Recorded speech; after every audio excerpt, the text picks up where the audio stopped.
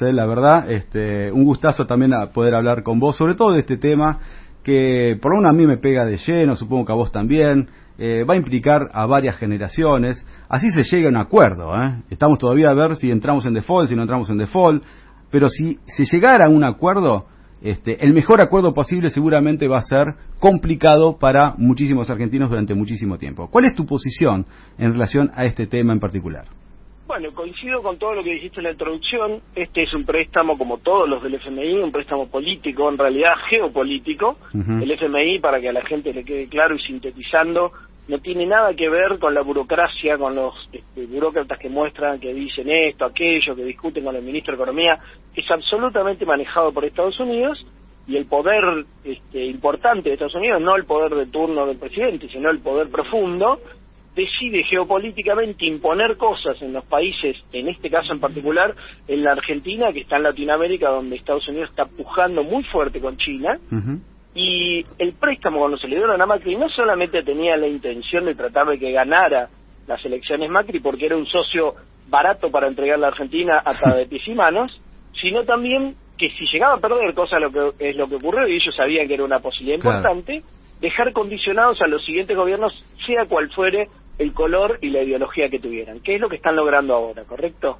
Claro. Entonces, digo, la discusión es geopolítica, no es una discusión técnica, no es una discusión de un 1% más o menos de déficit, no es una discusión en el fondo de reformas previsionales o reformas que tengan que ver con lo laboral, eso es de otra época. Ahora la discusión es lo que no va a estar escrito en el acuerdo, que es cómo se arregla la cuestión de la injerencia o no, las inversiones o no de China, en la Argentina en particular, pero en Latinoamérica en general. Y la mala noticia es que la Argentina va a ser en eso punta de lanza. Estados Unidos, con la negociación del FMI con la Argentina, va a dejar claro ante Perú que ha virado a la izquierda, ante Chile que ha virado a la izquierda, ante Bolivia que ya hace tiempo que está con Evo o con el MAS, y ante un eventual Brasil que vire con Lula. De que, por ejemplo, Alberto Fernández esté yendo para Rusia, esté yendo para China, ¿puede llegar a provocar algún escozor en Estados Unidos, como diciendo, bueno, tampoco los apretemos tanto porque estos van a terminar negociando con estos países que nosotros estamos en guerra con ellos? No estamos en competencia, son nuestros enemigos directamente. Exactamente. Bueno, primero, yo no dije que no hay ninguna posibilidad de nada. La peor noticia que podríamos tener, y como vos bien dijiste, todos los acuerdos con el FMI son malos. Algunos son peores y otros son menos malos, pero son todos malos. El único acuerdo, entre comillas, que no fue un acuerdo bueno con el FMI fue cuando Néstor Kirchner les pagó de contado y dijo, tómensela. Eso fue el único bueno desde 1955 que entraron con los bombardeos de la Plaza de Mayo, lograron entrar, porque se había creado 10 años antes, pero Perón no lo había dejado entrar. Primero tuvieron que bombardear la plaza para meternos en obvio, claro. Y ahora lo volvió a traer el macrismo, que es básicamente son hijos o nietos de los que bombardearon la plaza. Esto tiene que quedar claro. O sea, el FMI puede operar en cualquier lugar del mundo, pero siempre necesita cómplices locales, que están asociados con los tipos que fugan los capitales, o son ellos mismos los que lo fugan, como se vio en los Panama Papers y el macrismo, en particular Macri, y su familia. Entonces digo, hay que tener esto en cuenta para la discusión, porque si vos discutís esto y te pensás, la gente piensa que es una discusión técnica de un puntito más o menos del déficit o de esto de aquello, y se deja de lado la cuestión geopolítica, que es la verdadera cuestión de fondo, la gente no termina de entender cómo puede haber tanto quilombo por un puntito más o menos de déficit. El quilombo acá es una puja gorda entre Estados Unidos y China. Y estamos hablando de economía, pero también estamos hablando de geopolítica. Obvio. Yo soy economista, pero la economía sin política no existe. Es una farsa, es una mentira, o es una actitud de los mercenarios economistas que están tratando de tapar de la política para hacer lo que ellos quieran al servicio de otros, ¿no? ¿Vos creés, Juan, que estamos en una bisagra en este tipo de situaciones? ¿Crees que Estados Unidos se va a llevar, va a lograr su objetivo en definitiva y nos va a someter durante 15 años tranquilamente? ¿O crees que puede llegar a saltar algo que no estaba previsto y que quizás algo se pueda llegar a lograr? ¿Por qué esta predisposición de la Argentina a querer pagar? ¿Es político también? Mirá, dos cosas en paralelo. Primero, desde el punto de vista de la legalidad, no es 100% ilegal. Es muy ilegítimo, que quiere decir que en realidad torcieron tanto la ley que se convierte en algo que de hecho debería ser ilegal. Ahora, que dado que los acuerdos con los organismos internacionales normalmente no implicaban tanta guita, eran 2.000 millones, 3.000, 5.000 millones, y nunca 45.000 millones, que te afecta por varias décadas el destino del país, había determinada normativa que lo que le habilitaba a la presidencia y a algunas áreas del Ejecutivo hacer esos acuerdos sin pasar por el Congreso. Eso igual es discutible, y más cuando son 45.000 palos, que en realidad eran 57.000 del acuerdo. Sí. ¿No? Totalmente. Entonces, primer punto, la legalidad desde el punto de vista técnico es difícil de discutirla. Eso no quiere decir que no haya que hacerlo. Entre otras cosas, porque el FMI nos prestó el doble o más de lo que nos podía prestar según su carta orgánica. Entonces, primer punto, como ha planteado algún economista que no es argentino, que vive en Estados Unidos, pero es latinoamericano, separemos lo que me diste y me podías dar y lo que me diste de más. Claro. Que es lo que le podía dar el FMI a la Argentina, según su propia carta orgánica, eran 21.000 millones. Bueno, los otros 23.500 los discutimos por otro lado. Vos querés aplicarme los 10 años que están en tu carta orgánica, listo, aplicámelo para los 21.000. Pero los otros 23.500 que le diste de aporte de campaña a Macri, los discutimos fuera de la carta orgánica, por ejemplo, a 20 años. Claro. Entonces, eso ya te cambia mucho la perspectiva. Y además de eso, vos podés ir a Naciones Unidas a plantear no la ilegalidad, sino la ilegitimidad y lo burdo que es la operación, donde el objetivo no es ni desarrollar el país, ni asistir financieramente, que es la teoría del FMI, que es una farsa, sino que es condicionarlo. Entonces podéis ir a plantear la discusión como en su momento Kicillof planteó la discusión de los fondos buitre, que el objetivo no es que se cumpla la deuda, sino sacar un montón de guita a costa de un país y a costa de un montón de acreedores que sí cerraron un acuerdo razonable, ¿no? Sí.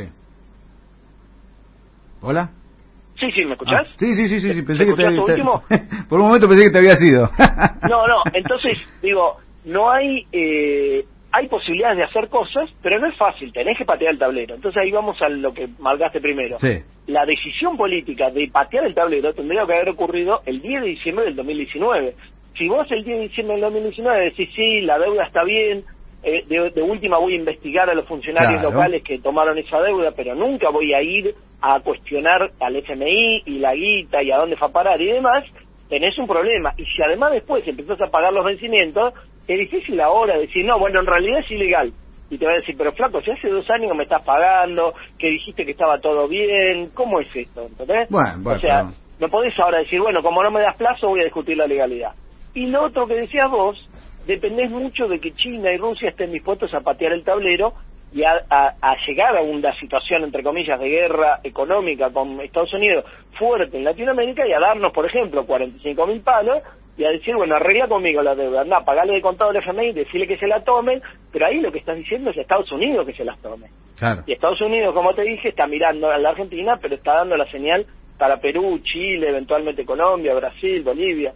Entonces yo no creo que eso salga gratis cuando además tu poder judicial y mediático lo maneja Estados Unidos. No van a aceptar la propuesta de Guzmán, y por otro lado, entrar en default también sería una complicación tremenda, ¿o no? La peor complicación que tenés de entrar en default no es de la economía real, o sea, de la economía verdadera, sino de las operaciones que te van a hacer para apretarte antes de que entres en default, desde ahora hasta marzo, que vienen el vencimiento gordo, que son como 3.000 millones del FMI, mientras tanto tenés otros vencimientos que son como 800 millones de dólares, y el Banco Central está rascando el fondo de la olla, con lo cual estamos complicados. De hecho, yo te diría, es imposible que paguemos el vencimiento de marzo de 3.000 millones del Fondo Monetario. O sea que ahí es el momento de la verdad. En realidad, en marzo, si no pagás, tenés un mes de changüí para decir, estás al horno, no pagaste y no cumpliste y bla, bla, bla. O sea que esto en realidad, teóricamente, la última palabra fuerte estaría en abril. Pero mientras tanto, desde ahora hasta marzo y después abril, te van a operar el dólar ilegal, te van a operar el contado con liqui, el MEP, te van a trabar importaciones que necesitas, te van a trabar un montón de cuestiones y te van a hacer operaciones judiciales y mediáticas a todo lo que tengan que hacer de afuera y los cómplices de adentro. ¿Entendés? Sí, no, lo entiendo perfectamente y no puedo creerlo, pero sí. De hecho, la pregunta del millón es, ¿cómo contrarrestás eso? Bueno, ¿cómo contrarrestás esto? Es, en vez de que Juan Valerdi y algunos otros estén diciendo esto, como Horacio Robel y algunos otros, que lo diga el gobierno, que diga el mensaje. Obviamente no puedo usar palabras tan violentas y poco diplomáticas como la que digo yo, pero que le haga participar a la población y a las pymes y a los movimientos sociales y a los sindicalistas de la decisión de qué carajo hacemos. Sí, totalmente. Porque esto, como vos bien dijiste, va a implicar varias décadas. Entonces la decisión de qué hacemos tiene costo y beneficio en ambos casos. Entonces, tenés que participar a la gente e informarla. Si mediáticamente lo único que haces es defenderte de las operaciones, estás al horno. Sí, no, me está dando una respuesta política más allá de la económica, porque como vos bien planteás, ya no importa si es el 1 del déficit fiscal, del Producto Bruto Interno, si hay sobretasas o no sobretasas, lo que acá implica es que semejante suma no se puede pagar en estas condiciones, y la verdad que encima, si no se paga nada, o no se paga como ellos quieren, te hacen todas estas operaciones que te arruinan el país de todas maneras. Estamos entre la espada y la pared. ¿Vos crees que esto, y vuelvo a reiterar una pregunta que te hice, se va a hablar en Rusia, se va a hablar en China? ¿Fue Alberto Fernández a hablar de estos temas? Si vos me preguntas a mí, ¿qué van a hablar? Es obvio que de esto van a hablar. Ahora la pregunta es, mano a mano, ¿me podés decir si está dispuesto a ponerle un huevo para patear el tablero o no?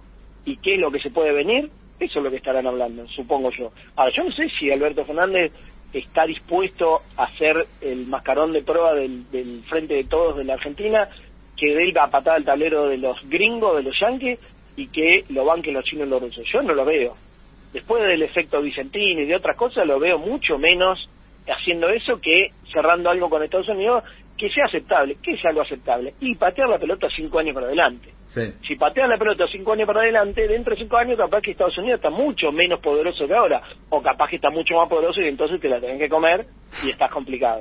¿Qué pasa si China paga nuestra deuda? ¿Entendés? Claro, y nosotros, lo que dijiste recién, claro, y nosotros le pagamos a ellos como queremos. ¿Eso es imposible? No es imposible, pero es una jugada geopolítica, no una jugada financiera. Esto es lo que quiero que la gente entienda. No estamos hablando de plata. Estamos hablando de poder y de discusiones geopolíticas. Que China venga y te diga, te doy un préstamo blando, 45.000 millones, que además me lo vas a pagar con exportaciones, claro, con 5 años de gracia, con un montón de condiciones que son infinitamente mejores de las del FMI, lo que está diciendo es, le voy a enviar el asado a Estados Unidos. Claro.